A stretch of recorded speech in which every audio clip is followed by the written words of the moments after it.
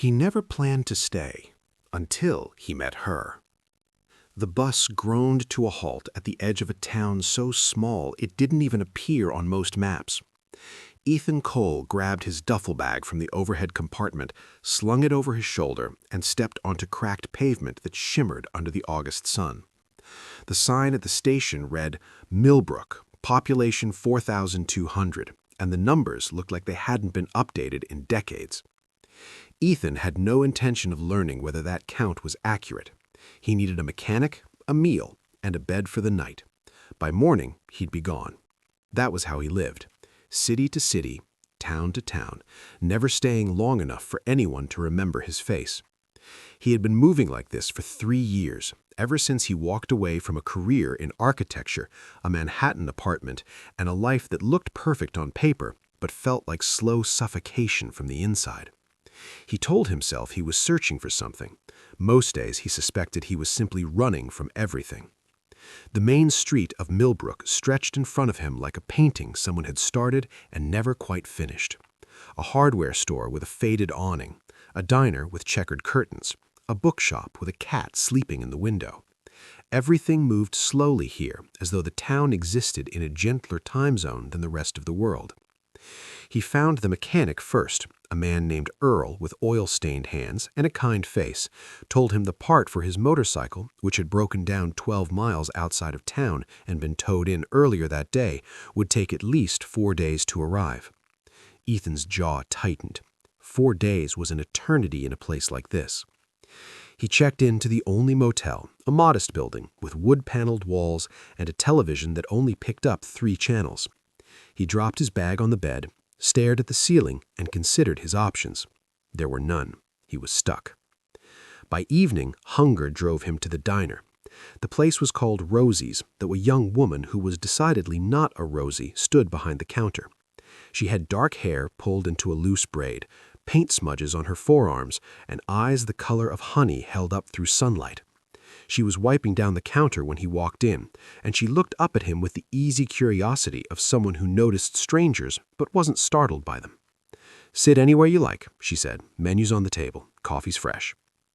He chose a booth near the window and studied the laminated menu without really reading it. When she came over, he ordered a burger and black coffee. She wrote it down, paused, and tilted her head slightly. "You're the one with the broken motorcycle," she said. It wasn't a question. "Word travels fast. It's a small town. Word doesn't have far to go," she smiled, and something about it caught him off guard. It wasn't flirtatious or forced. It was simply warm, like sunlight finding its way through a crack in a wall he'd built long ago. Her name was Clara. He learned this not because he asked, but because every person who walked into the diner called her by name, and she called each of them by theirs. She knew how old Mr. Patterson liked his eggs, that Mrs. Dawson's granddaughter had just started walking, and that the teenager in the corner booth was studying for a test he was terrified of failing. She moved through the room like she was stitching it together, connecting every person to every other person with small gestures and quiet words. Ethan watched all of this with the detached fascination of a man who had spent 3 years making sure he was connected to no one. The next morning he woke with nothing to do. He walked the length of Main Street in 20 minutes, sat on a bench by a small pond at the edge of town, and read a paperback he'd been carrying for weeks. By noon, restlessness drove him back to Rosie's. Clara was there again, but this time she wasn't working. She sat at a corner table with a sketchbook open in front of her, a set of watercolors spread beside a glass of iced tea. He ordered lunch and, against every instinct that had kept him moving for 3 years, asked if he could sit nearby. She looked up, surprised but not displeased. "Sure." He didn't talk much at first, neither did she, but the silence between them was comfortable in a way that silence between strangers rarely is. After a while, he glanced at her painting. It was the view from the diner window, the street, the shops, the way the afternoon light fell on the old brick buildings, but she had rendered it with a tenderness that made the ordinary look sacred. "You're good," he said, and meant it. "I'm patient," she corrected. "That's different. I just sit with things long enough to see what's really there." The words landed somewhere deep in his chest. He had spent 3 years never sitting with anything long enough to see what was really there. He changed the subject, but he didn't forget what she said.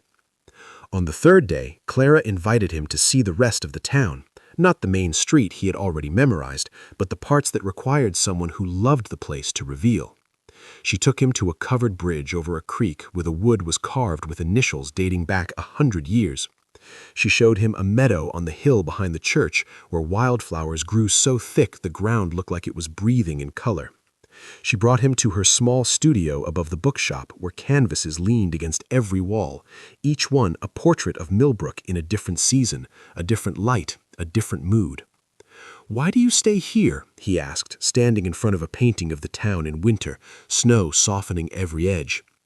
Clara leaned against her work table and crossed her arms.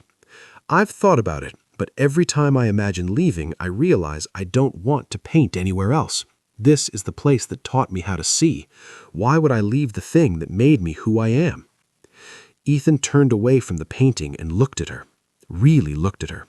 In 3 years of moving, he had met hundreds of people, and he had let every single one of them blur into the landscape behind him. But Clara was refusing to blur. She was becoming sharper, more vivid, more real with every hour he spent near her, and that terrified him. That night, he sat on the steps of the motel and called the only person who still had his phone number, his younger sister, Megan. "Where are you now?" she asked, the same question she always asked, with the same tired patience. "A town called Millbrook, middle of nowhere." "How long are you staying?" "Leaving tomorrow. Bike should be ready." There was a pause. "Ethan, when are you going to stop?" He didn't answer, because the honest answer was that he didn't know. He had been running from the weight of expectations, from the grief of losing his father, from the version of himself that crumbled under the pressure of being everything everyone else needed him to be. Moving was easier than confronting any of it. Moving meant he never had to sit still enough for the pain to find him. But it had found him anyway. It always traveled with him, tucked inside his chest like a stone he couldn't put down. The fourth day arrived, and Earl called to say the motorcycle was ready. He packed his bag, paid for the motel room, and walked to the garage. The bike gleamed under the fluorescent lights, whole again, waiting to carry him to the next town, the next nowhere, the next temporary stop in a life defined by impermanence. He sat on the bike, put his hands on the handlebars, and didn't turn the key. He thought about Clara's painting of the town in winter. He thought about the way she said his name, as if it mattered, as if he was someone worth calling by name. He thought about the covered bridge and the meadow, and the way she sat with things long enough to see what was really there. He thought about the fact that in 4 days this town had shown him more kindness than he had allowed himself to receive in 3 years. He thought about his father, who had died at his desk in an office building in Manhattan, who had spent his whole life running towards something and never arriving. Ethan had vowed not to repeat that pattern, but he simply inverted it. His father ran toward, he ran away. The destination was the same, nowhere. He got off the bike. He found Clara at the diner, the lunch rush just ending, her apron dusted with flour. She saw him walk in, and something flickered across her face, a question she didn't ask. "I thought you were leaving," she said. "I was. What happened?" He sat down at the counter and looked at her, and for the first time in 3 years, he didn't calculate the fastest route out of a conversation. "I've been moving for a long time," he said. "I told myself I was looking for something, but I think I was just afraid that if I stopped, I'd have to feel everything I've been outrunning." Clara set down the rag she was holding. She didn't offer advice. She didn't try to fix him. She just listened, the way she listened to everyone, with her full attention, as if his words were worth sitting with. "I don't know how to stay," he admitted. "I don't know if I'm any good at it." "Nobody's good at it," she said. "Staying isn't a talent. It's a choice you make every single day." He looked down at the counter, then back up at Clara.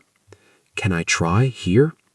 She studied him for a long moment, and you could see her weighing the risk, the possibility that he would leave anyway, that she would invest her heart in someone who might disappear one morning without a word. She watched her decide to trust him despite all of that, and the courage it took humbled him. "You can try," she said. He found a room to rent above the hardware store. He started helping Earl at the garage, discovering that he was decent with his hands when he wasn't using them to grip handlebars. He called Megan and told her where he was, and for the first time in